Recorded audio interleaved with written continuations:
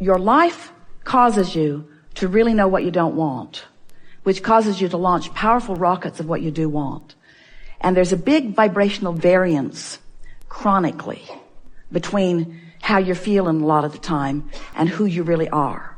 That's pressure that is painful. There is not anything worse than to be physically focused in your human form and to be depriving yourself of the expansion that this life has helped you to carve out. And so sometimes because of the circumstances that are surrounding people, and by that we mean most humans, doesn't have to be this way, but it is this way for most humans offer most of their vibration and therefore practice themselves into a grid based upon what they are observing, what's going on around them.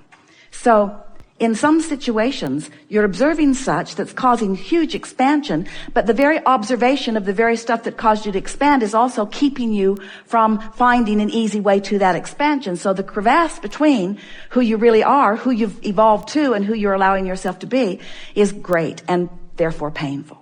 So we're talking about all of these ways of going general in order to allow yourself to let the things that you've put into your vortex flow in. And you can get to the big stuff incrementally, or you can get to the big stuff on the rough ride. The big stuff's there for you. In other words, you cannot stop clarifying life. It just must get better. You cannot stand in a moment in time where you are perceiving what's going on without being aware that it could be a little better in this way and this way and this way and this way. And to the degree that you keep up then vibrationally by caring about how you feel. We're going to just jump in here for a minute and then we'll throw it back to you. But we really want to build this foundation because this is really the leading edge of deliberate creation.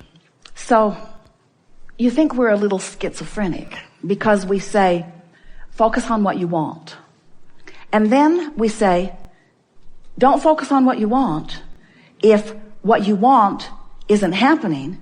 Because if you focus upon what you want from your awareness that isn't happening, then you practice a contradictory vibration to what you really want. So then we began saying, what you want's in the vortex. So you just chill. Have a massage, pet your cat, go for a swim, meditate, do anything that you can do to put yourself in a place of non-resistance. And then the grid will begin to fill in.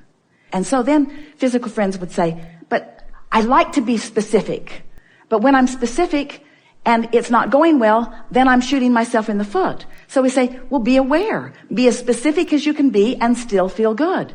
Because you want to be specific. But here's the thing that we most want to introduce into this conversation. It isn't you that is being specific. It's the grid filling in that is bringing the specifics.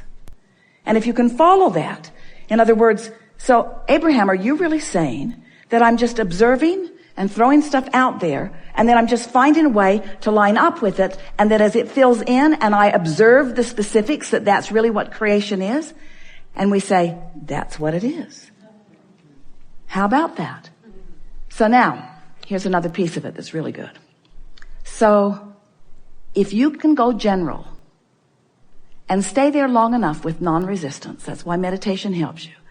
Then as your grid begins to fill in and you begin to notice it, what happens is you get better and better and better and better at discerning the subtleties of those specifics. Did you follow that? In other words, it's fun when you say, I want that, and it's big and you point at it and it comes. That's fun. That's fun. But the real deliciousness, if you're an artist, you want to get really good at it. You don't want to paint with a great big old paintbrush that you'd paint the house with if you're painting on canvas. In other words, you want something that is more refined, don't you? And so the same thing is true with this energy. Once you get the hang of this and you begin to feel the subtleties, so then it becomes as satisfying. Here it is. This is what we've been reaching for. So what humans misunderstand most about creation, because you are material oriented, and that's just fine because everything that is here in material form is spiritually based. Everything that you see is. But because you are manifestation oriented, you tend to mess up your vibrational momentum by looking at the what is, which sometimes is the opposite of what's in the vortex and what you're really wanting. Right. Let's see if we can find a good approach to this, because the subject of momentum is the subject that is ready to be explored with more definition by those of you who've been listening to us for a while who are understanding deliberate creation. So we'll start in a basic place. You are offering vibration whether you know that you are or not. That's what we call creation by default. But when you offer a vibration deliberately, which is to say when you think a thought deliberately, that's what we call deliberate creation.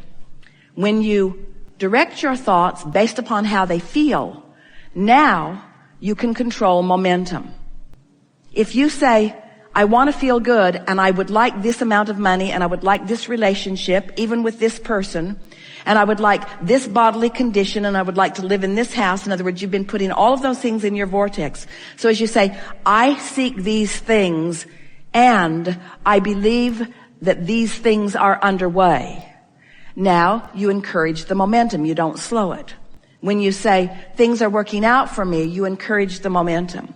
When you say, I'm living a good life, you encourage the momentum. When you say, look at that beautiful sunset, or look at that beautiful child, or look at that beautiful healthy animal, you encourage that momentum. When you say, look at that poor sick animal, you thwart the momentum. When you say, I don't have enough money, you thwart the momentum. You slow it down. And you can tell when you're doing the thwarting because you feel a diminishment in your solar plexus. Your emotions let you know. So if we can convince you that feeling good allows the momentum, allows the natural momentum. Now, how did the momentum get started? You knew what you didn't want. You knew what you did want.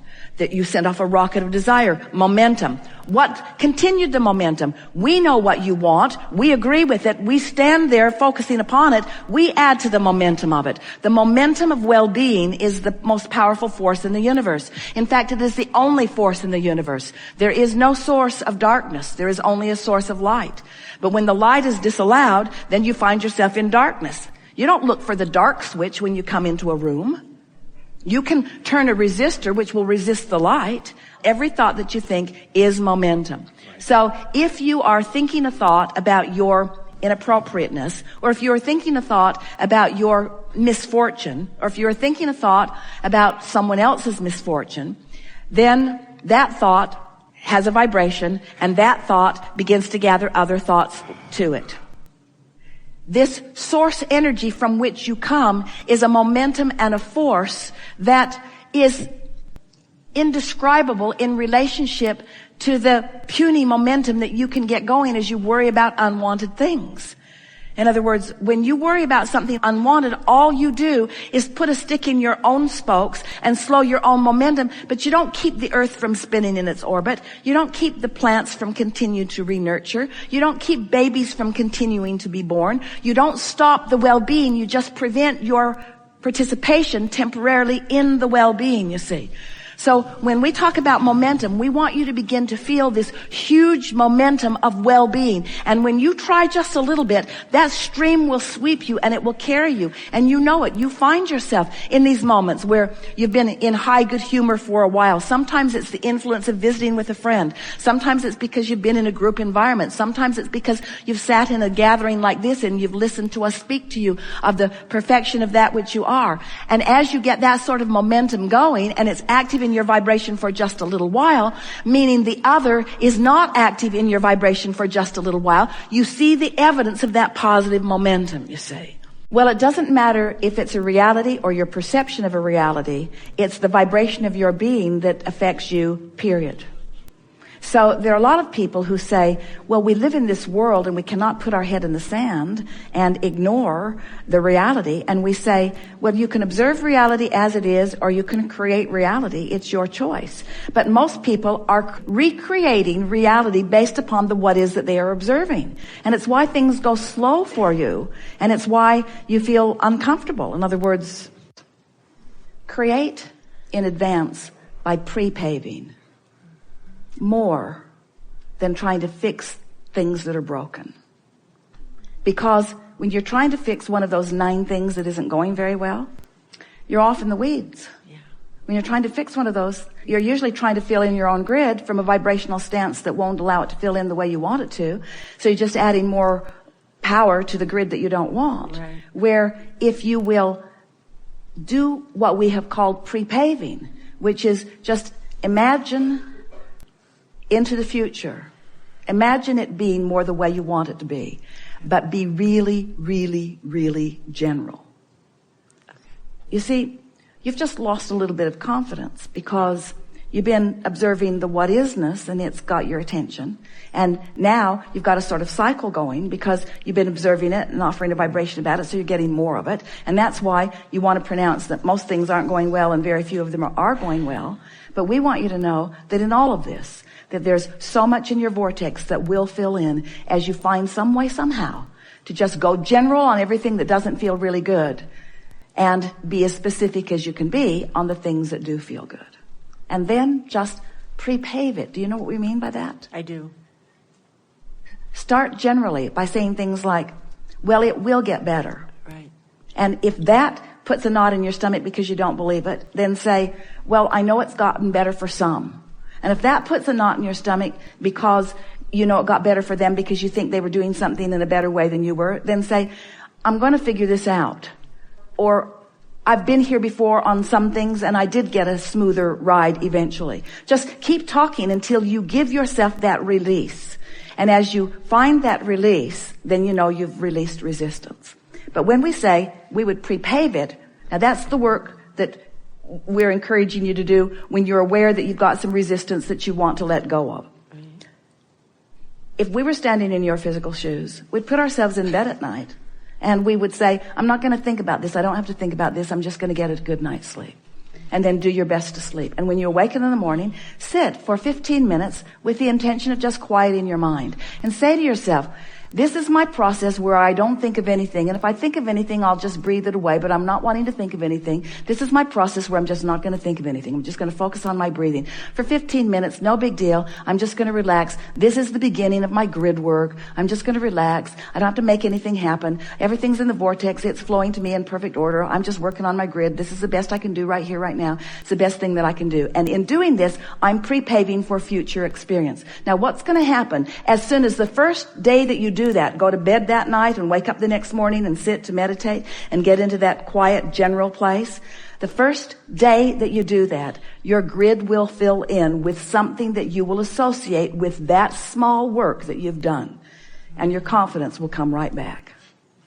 And as the grid fills in, what's going to happen is it's going to be perfect in this sense. It's not going to be more specific than you're allowing. But it might not be as specific as you think you want it to be. Did you hear that? It will never be more specific than you're allowing because the law of attraction won't allow that. So it won't be more specific than you're allowing, and it might not be as specific as you want it to be. But that's where you start doing your work. You don't go there. You don't try to fill it in. You don't try to hammer it into place. You don't try to wrestle it to the ground. You just say, hey, I did my work. This is all I need to do on this right now. Nothing more for me to do. Nothing more for me to do. I left it in the perfect place. And as the grid fills in with more specifics, then you can revel in that, you see. And before you know it, all 9 of those subjects, or however many of them they are, you'll have that little experience with them, and you'll just incrementally move every one of them to new and improved place, to new and improved place, until the manifestations will be so obvious that you will know for sure you've got the hang of this. We've enjoyed this interaction immensely. Thank you so much.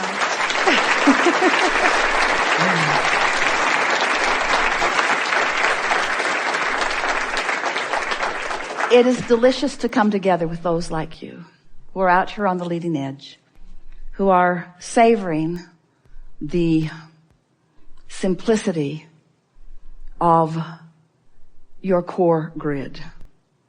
As you play with this just a little bit over the next few days, you're going to have the exhilarating experience of watching your grid fill in as confirmation of the knowledge that you have reconfirmed here. We haven't told you anything today that you didn't know the day you were born.